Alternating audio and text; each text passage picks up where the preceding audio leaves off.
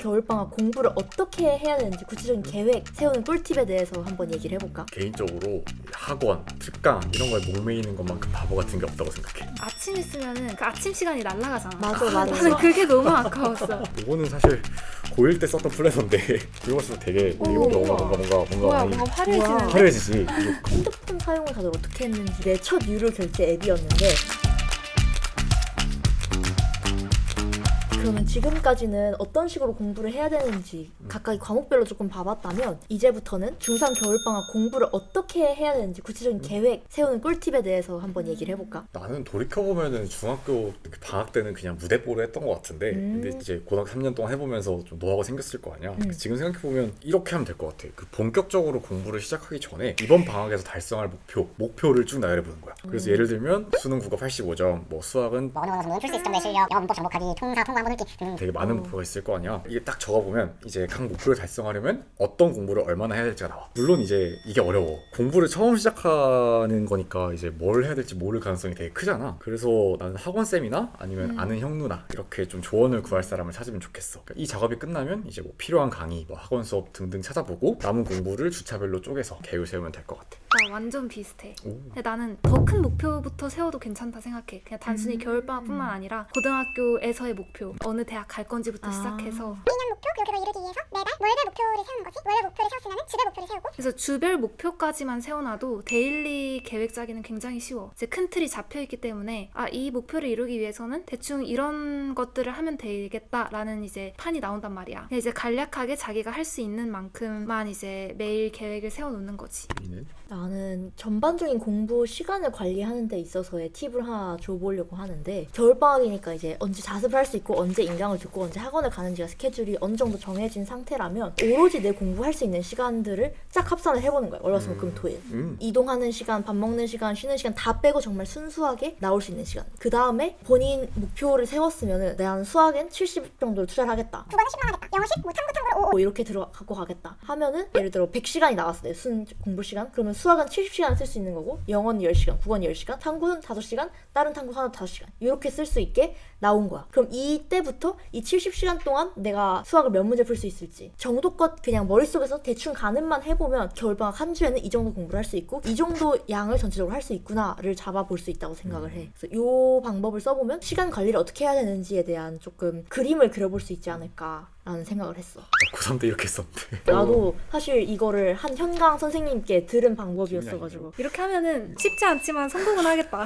또 중요한 거는 중3 겨울방학이니까 고등학교 직전이잖아. 그래서 직접 부딪혀보면서 내가 계획은 어떻게 짜는지, 내가 공부하는 스타일은 어떤지를 연습을 해보는 시간을 가졌으면 좋겠어. 물론 처음에 어렵다면 아까 시준이가 얘기한 것처럼 언니 오빠한테 도움을 받아서 아니면 부모님이라든지 뭐 과외를 받던 결론적으로 내 방법을 찾을 수 있는 시간을 가지면 좋을 것 같다. 근데 가장 중요한 거는 계획을 실천하는 맞아. 거겠지? 방구석 제갈량들 조심해야지.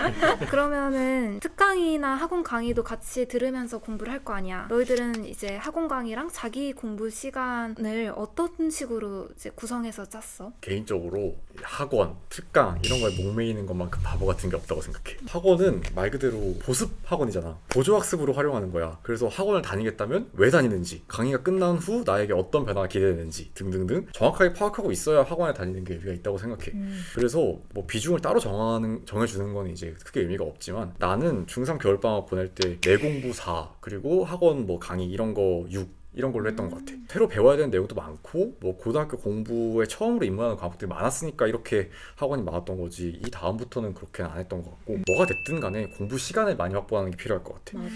놀지 말고 학원 다녔으면 밥 먹고 양치하고 바로 자기 공부 시작하고 끝나면 바로 자. 이거를 정말 개학 전날까지 반복을 하면 이제 알차게 겨울방학을 보내는 맞아, 거고 맞아. 이렇게 좀 마음을 단단히 먹었으면 좋겠다. 그냥 수업 듣고 남는 시간은 무조건 공부하는 거야. 그냥 공부하는 거야. 그리고 그냥 괜히 고민하지 마. 그냥 공부하면 돼. 침대에 누워서 유튜브 보는 10분 그거 습관 들이지 말고 그냥 유튜브요. 자면 근데 그게 정말 관성이 안 돼, 되고 안 돼, 습관이 안 돼, 되다 안 돼, 보니까 안 돼. 딱 진짜 시즌이 말처럼 공부만 하자 그냥 해. 라는 마인드로 중3 겨울방학을 보내면 끝났을 때 3월 1일, 2일 개학했을 때 기분이 좋지 않을까. 맞아, 뿌듯해. 그리고 나는 학원 공부 시간, 그러니까 물론 그건 자기 공부 시간이 아니지. 근데 그 공부도 최대한 이용을 했으면 좋겠어. 어떻게 이용하냐면 자기 공부 시간에 그 학원에서 배웠던 내용들을 완벽하게 이해하려고 하면 돼. 그 과정에서 이제 능동적인 자기 공부 시간이 확보되기 때문에 학원을 적절하게 잘 이용할 수 있는 거지. 나도 비슷한 맥락인 것 같아. 정말 자신한테 필요한 만큼 다니면 사실 학원, 교재, 수업 이런 게 예쁘게 누가 미리 닦아놓은 기기잖아. 그걸 잘 활용한다면 오히려 효율적으로 공부를 할 수도 있을 거고 대신에 누구도 다니고 누구 다니는데 내가 안 다니면 뒤처질까 봐 이런 분위기에 휩쓸려서 학원을 다니는 그런 선택은 하지 않았으면 좋겠어.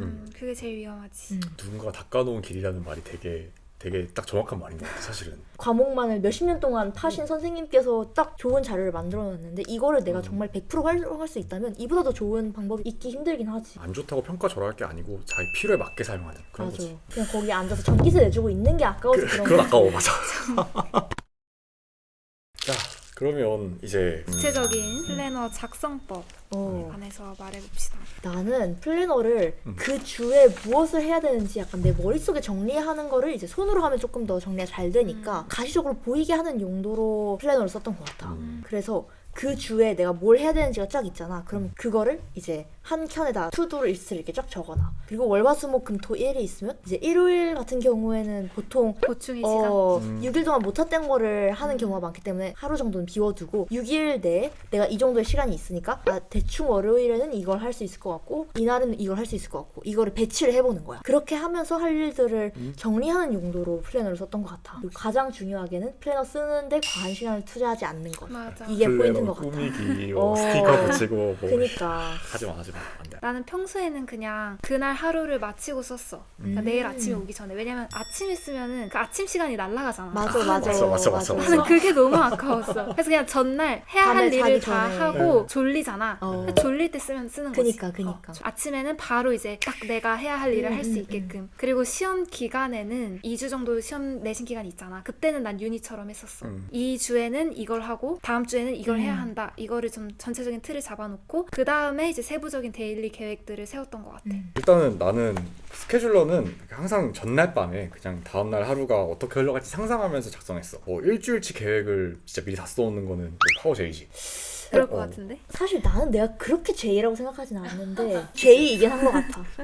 나는 그 되게 힘들다고 느꼈었거든. 그러니까 나도 처음 이제 써보면서 고등학교 올라와서 써보면서 이걸 어떻게 해야 되나 고민을 많이 했었는데 그렇게 일주일치 다 써놓는 건 진짜 힘들 것 같아서 그냥 그 전날 밤에 했어. 내일은 뭐 9시부터 12시까지 수학학원이 있으니까 그 사이사이에 밥을 먹으면 어쩌고저쩌고 이런 식으로 이때 할 수 있겠군 이렇게 생각하면서 플래너를 썼고 그리고 이제 사실은 이제 고1 때는 안 그랬는데 고3 때 버릇이 생겼거든. 고3 이제 2학기에 보면은 내신도 끝나고 수행도 잘 없고 해가지고 그치, 좀 그냥 해이해지기 쉬운 시점이지. 그렇기도 하고 또 반대로 얘기하면 하루가 굉장히 규칙적이야.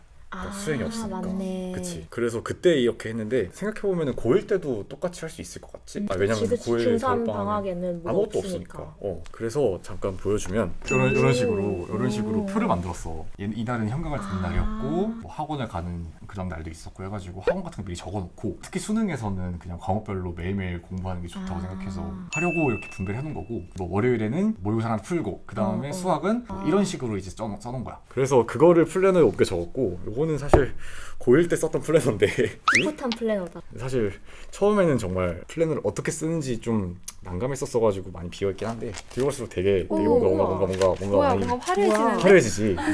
이런 식으로 이날은 수학의 날이잖아. 그래서 요거는 과목별로 시간을 어떻게 분배해서 할지도 고민을 했었기 때문에 이런 식으로 적었던 것 같아. 와, 세모까지 있어. 세모 있지. 하다가 못했으면 이제 해야지. 저 아래 모두 좀 쓴 되게 거 칼같이 같은데? 했구나. 이건 요거는 뭐야? 그날 한 실수야. 그러니까 수학 그런 것까지. 그날 한 실수를 적어놨어. 이날은 9시간 40분 했네. 이런 식으로 이제 와. 운영을 했었고 플래너를 아마 나는 어떤 생각으로 썼냐면 써야 되니까 써야지가 아니고 내가 그날 해야 될 공부가 머릿속에 있으면 머리가 복잡해. 그 생각을 그냥 종이로 옮겨놓는 거야. 생각하지 않도록. 그렇게 생각하고 플래너를 쓰기 시작하니까 어느 때부터 습관이 되더라고. 물론 처음에는 많이 비어있어. 그래서 처음에는 많이 하지 못했지만 누구든 하다 보면 점점 는다라는 거를 오히려 보여주는 예시 아닐까. 그렇죠.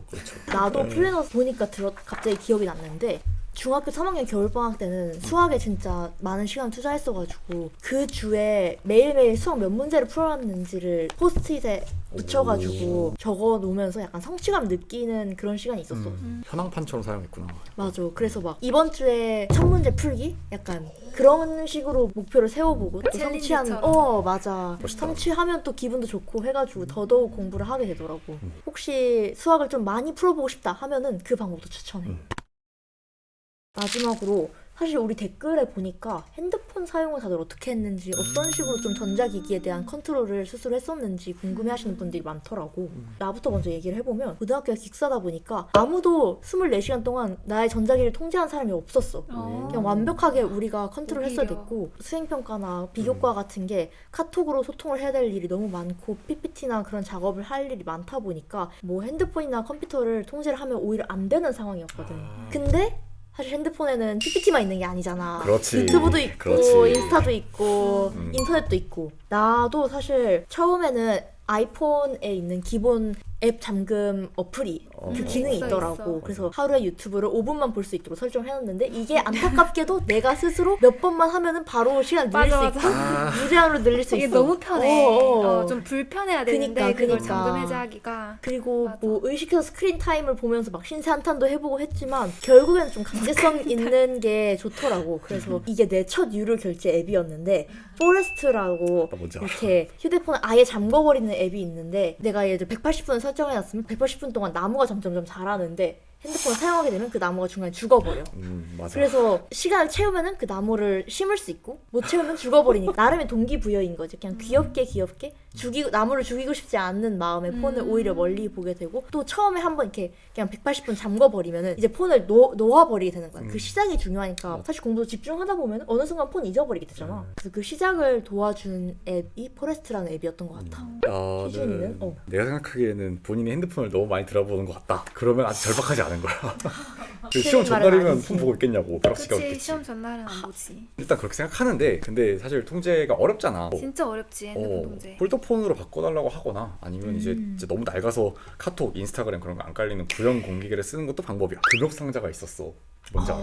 그 약간 잠궈- 시간 적용 돌려가지고 이렇게 탁 하면 본 적 잠기는 있는 거 것 같다. 있어. 그게 있었는데 뭐 그거는 고1 때 좀 써봤고 고2 때부터는 전화는 받아야 되잖아. 금욕 상자 전화도 못 받아. 그래서 그렇네. 그런 문제가 있어가지고 그냥 시험 기간에 이제 어떻게 했냐면 2012년도에 나온 그 아이폰 4S 유물인데? 요만한 그런 공기계가 있었는데 거기다 유심을 꽂아서 사용을 했었어. 그게 이제 아주 느린 속도로 인터넷 접속까지는 돼. 근데 유튜브는 그런 거 잘 보기 어렵고 그래서 답답해서 안 보고 말지. 그치. 그리고 전자사전 앱 이런 거는 깔려. 그래서 수험생 폰으로 사용하기엔 적당했던 그런 기억이 있었어. 나 같은 경우에는 나는 아주 어렸을 때는 스마트폰 통제 앱 같은 게 있었어. ICQ 그래서 이런 엄마가 이제 내 모든 기록과 사용 시간량을 다 알 수 있는 엄마 쪽에서 잠글 수도 있고 막 그런 거를 이제 사용을 했는데 이제 내가 사춘기가 되면서 이거는 나는 용납할 못 수 버티겠다. 없다. 그렇게 되면서 이제 내 스스로 방법을 찾았어야 했지. 그래서 나는 보통 핸드폰 전원을 그냥 껐어. 공부할 때만큼은 전원을 끄고 그냥 가방이나 아니면 이제 부모님이나 선생님한테 이제 학원 선생님한테 맡겨놓는 식으로 관리를 했었고 만약에 이런 핸드폰 껐다 켰다 하는 과정이 좀 번거롭다 싶으면은 나는 친구들이랑 같이 공부를 하는 것도 추천해. 근데 그게 꼭 그냥 한 테이블에서 막 옹기종기 모여서 공부를 하라는 게 아니라 바로 내 친구가 뭐 면학실 옆자리다 이러면 이게 보이잖아. 또 핸드폰 그치, 하면 그치. 눈치가 보이니까 나름 또 그것도 효과가 있더라고. 그리고 뭐 또 다른 방법도 있는데 이거는 내가 요즘 사용하고 있는 방법인데 뭔데? 앱을 다 지웠거든. 오. 카톡까지 지웠어, 핸드폰은. 왜냐면 노트북에 있으니까 어쨌든 노트북이나 태블릿에 있으니까 그냥 노트북 켤 때만 그런 거를 이제 필요한 것만 하고 핸드폰으로까지는 굳이 안 해도 된다 생각해. 근데 이게 주 이유가 뭐 우리가 이동 시간에 굉장히 한 시간을 많이 투자하잖아. 맞아. 뭐 지하철도 그렇고 차도 그렇고 근데 거기서 가장 쉽게 볼 수 있는 게 핸드폰이란 맞아. 말이야. 그때 SNS나 그런 유튜브를 너무 많이 보게 되더라고. 그냥 그 시간까지 이제 좀 절약할 수 있는 최선의 방법은 그냥 핸드폰에 그런 앱들을 지우고 이런 방안도 나쁘지 않은 것 같아. 진짜 갓생이다. 그러게. 이건 갓생보다는 그냥 내가 좀 이제 심각함을 SNS에 그렇군요. 매몰되고 싶지 않아서 그 중학교 3학년부터 충분히 도입할 만한 진짜 의지도 의지지만 외부의 도움을 받을 수 있다면 충분히 도움을 받아가면서 전자기기를 컨트롤하는 거는 좋은 방법인 것 같아. 그럼 지금까지 중학교 3학년 겨울방학 그리고 고1 내신 준비까지 어떻게 하면 좋을지 한번 다 같이 얘기를 해봤는데 각자 자신의 상황에 맞게 잘 적용해서 도움이 되는 방향으로 활용하고 또 좋은 결과까지 있으면 좋을 것 같아. 우리는 다음에 더 좋은 컨텐츠로 돌아올게. 스튜디오 S 친구들 안녕.